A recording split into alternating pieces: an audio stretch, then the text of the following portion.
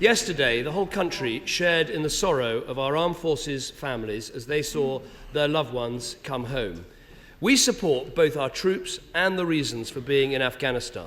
But isn't there a need for an even tighter definition of our mission? We're not trying to build the perfect democracy, but we must be focused solely on building security and stability so the terrorists can never return.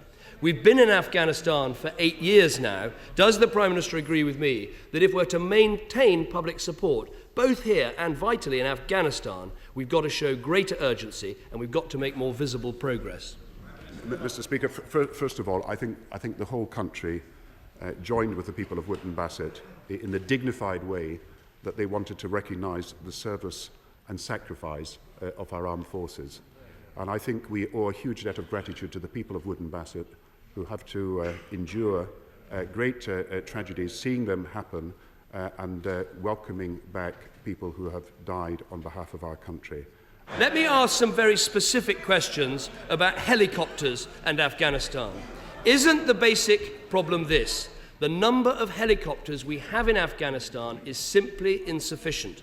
Will the Prime Minister confirm that the American Marines, who have approximately the same number of troops as us in Helmand, are supported by some 100 helicopters, whereas our troops are supported by fewer than 30? That is the case, isn't it? Mr. Speaker, he is right to raise issues of equipment so that I can assure him that we are doing everything that we can. I have to say that the Lieutenant Colonel Nick Richardson, who's on the ground in Afghanistan, and said there's much speculation about helicopters and have we got enough. It's a sad fact that helicopters would not have saved the lives of the individuals last week.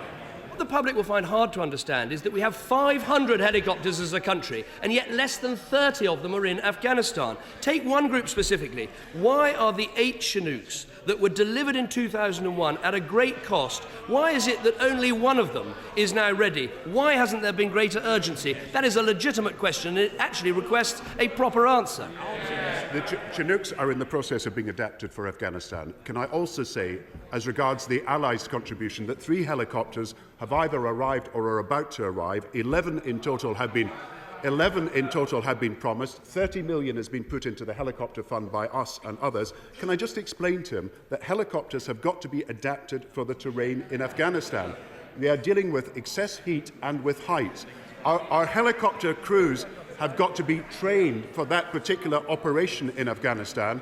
And the reason that we have greater capability now is we have not only more helicopters in the field, but we've also more capability as a result of more flying hours being done by helicopter pilots and more staff available, and because we've readapted some of the helicopters to be able to do that.